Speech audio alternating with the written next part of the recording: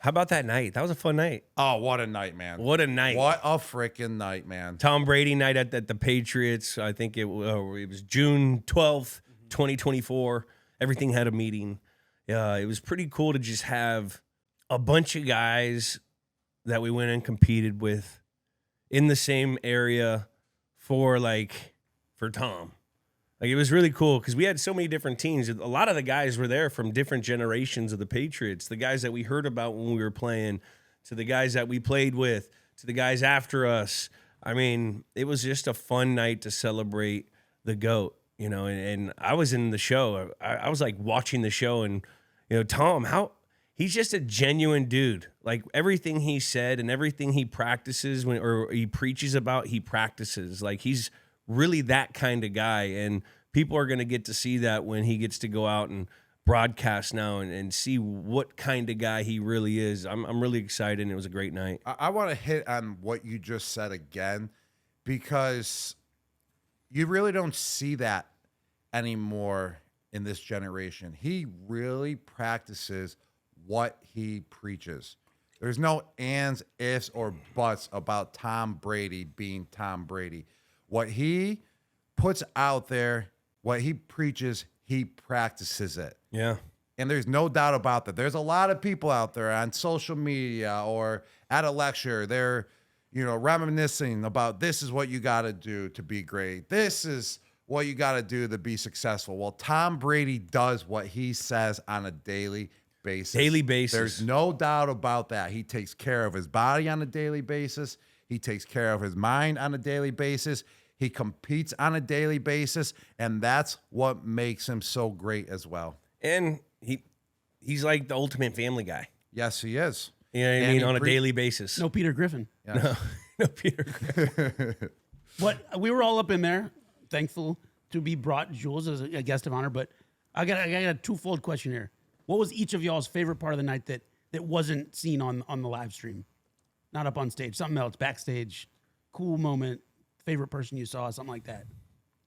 My favorite part was just having our little table. It was me, Gronk, Danny, Camille, you guys, and just like the little chatter that we would give during the speeches or something, you know, like the heckle here that we all knew about. It was like an inside joke of some sort. The chirps, and just seeing everyone, like, you know, Scott Pioli was pretty cool. I never really got to meet him.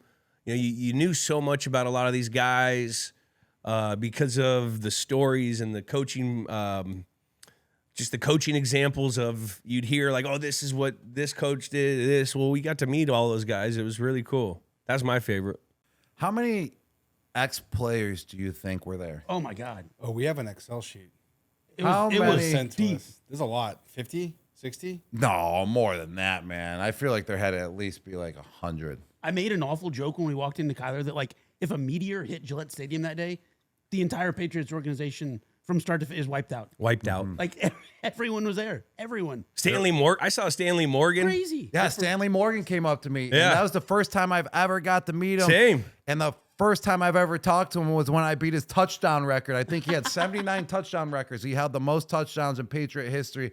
I think I beat it when I was playing a game in Pittsburgh versus the Steelers. And then the next day, Stacey James put him on the phone, and Stanley Morgan congratulated me for beating his touchdown record for most touchdowns by a Patriot. So that was really cool to meet him in person, and we had a great conversation. And I thanked him for setting that record, and he said, hey, man, not a problem. Records are meant to be broken. Congratulations, Gronk. And we just hit it off, man. What a great dude. Also, that Randy standing O was pretty cool. That was a pretty cool moment. And Randy Moss deserved that standing ovation. It was great to see how emotional he got as well. He had a couple tears coming down from his eyes. I mean, just think about what he did in his first season here as a New England Patriot. I swear, Tom Brady will always be Tom Brady. But Randy Moss made Tom Brady, like, untouchable, I feel like. Like, you know what I mean by that? That was the first air raid offense, Yes. era. Yeah. He took Brady to a whole next level. Same with Wes Walker. That duel right there in 07, 08, like 09, like They just took Brady to a whole nother level. They were scoring like no one's ever scored before in the NFL. And just the way they're airing out the ball as well. And then just, shoving that dink and dunk pass to Welker underneath as well. It was unstoppable. It really was. And it's pretty much what the league looks like now.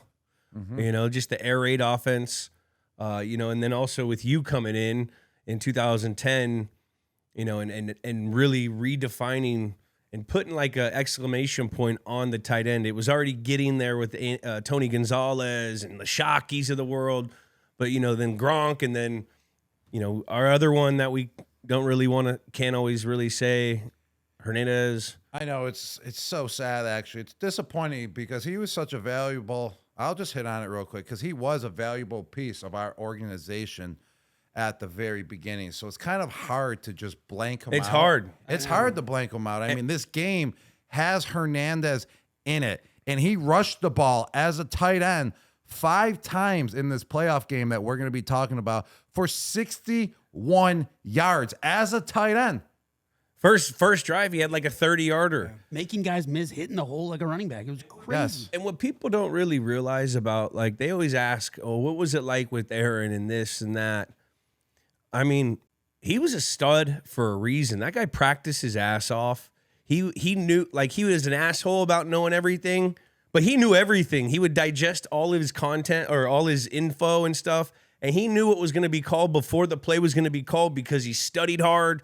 He worked hard. He'd be on punt team when he was, making $30 million just to try to pit. He was kind of an asshole in there, but he was doing that to make other guys better. Like, he just liked to compete. He was a really good guy. A little weird. Yeah, we all heard the stories and stuff, but like the guy worked his dick off and he was really good. And one of the smartest football players I've ever been around. I mean, Without I'm a talking, I didn't really play my rookie year, my first 8 games. I was sporadically put in for about 15 to 20 plays for about the first 8 games because I really couldn't get a grasp of the playbook. And that kid, I'm telling you, within the first 2 weeks of OTAs as a rookie, he knew the whole entire playbook, the X position, the Y position, and the Z position, and the F position, because he was lined up all over the field. And he knew it like back of his hand after 2 weeks. It was incredible. It was. We don't condone anything that happened with everything. We're just talking straight as a football player. I mean, he worked hard. Yeah, he was kind of weird and did all these things, but he was like, he knew everything about everything. You could tell he studied. You could tell he was watching all the film, and it was crazy. Did you see Coach Belichick? I did not see Coach Belichick at the ceremony. I saw him on stage, obviously, deliver his speech. He did a great job. I think Coach Belichick may be my new favorite person ever since the roast. Ever since he also got roasted out of the head coaching job as well. And like, I feel like that guy can just take a punch, man. And he can throw a punch as well. He can man. throw Oh, yeah. it. He can throw a serious punch. Well, that's because he was throwing serious haymakers throughout his whole career as a head coach anyways. And then we finally got to throw some punches back at him at the roast. But man, that guy, man, his personality is great outside of football. And like, he turned into my new favorite person at the roast, just the way he presented himself. And if he just showed that personality at all while he was a head coach, I still think we would be playing for the New England Patriots and winning Super Bowls. If he just showed 5% of what he has been showing over the last month, man, we would have 10 Super Bowls with New England. My favorite thing about his speech to Brady was not that he was just talking about Brady being the greatest player of all time. It wasn't that. It was that Brady was the football player who sucked the least. Made the fewest amount of mistakes. Yeah. That was something. Well, I would also give some credit to Coach Belichick for that as well, because that's what Coach Belichick engraved into us as players. He said, you can't win in the NFL So you keep from losing. before you keep from losing. So you can't beat yourself down or else you're never going to win. And Coach Belichick just harped on us about that, and he engraved that into Tom, and that's also a part of the reason what made Tom so great is he made the least, bad mistakes out there. There's no doubt. And everyone just as a team overall, a player individually, I would say, didn't make those mistakes because of Coach just harping on us every week, week in and week out.